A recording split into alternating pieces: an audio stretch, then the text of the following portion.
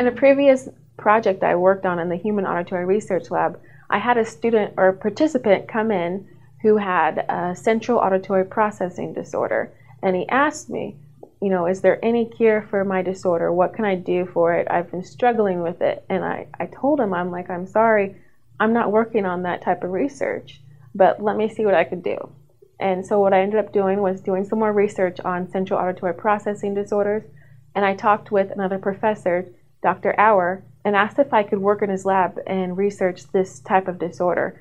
He willingly and excitedly worked with me on the project. We've been working this summer on a project that deals with speech processing in order to somehow correlate it to auditory processing disorders. We discussed the central auditory processing disorders and decided to really do a thorough literature review of the disorder. After the lit review, we discussed that this disorder was in serious need of a better way to diagnose it, and we decided to start from that approach. Dr. Auer had a project all designed. I worked tirelessly this summer to get it prepared to test on subjects. We're looking for a trend to see what the normal variance is in speech perception, because if we can categorize normal variance, then we can find where there is a disorder. Basically what we're doing is we're presenting subjects with different forms of speech degradation.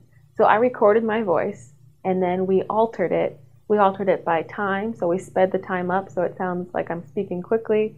We also added noise in the background. We did local time reversals within the speech sample, so it almost sounds like I'm speaking backwards. We degraded those at different levels to see, can these people understand when I'm talking really fast, if I'm talking at a medium speed, or if I'm talking a little bit slower, can they understand? And what it's found in previous research is those who have an auditory processing disorder, they can't understand it where people who have normal hearing can. So me talking really fast, you could still understand it, but somebody with auditory processing disorders would not be able to understand it at all.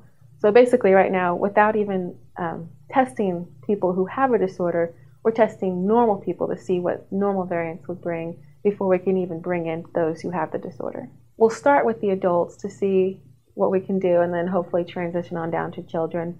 I've had an opportunity to do a lit review of central auditory processing disorders as well as design and implement the experiment. Because I am going off to graduate school this fall, I won't be able to continue testing and analyzing, but I hope to hear good things about the conclusions in the future.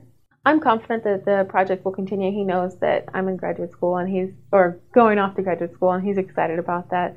So, and his lab is very full. There's students always trying to come and work in his lab. So I'm pretty sure I know who the baton's going to be passed off to for that project.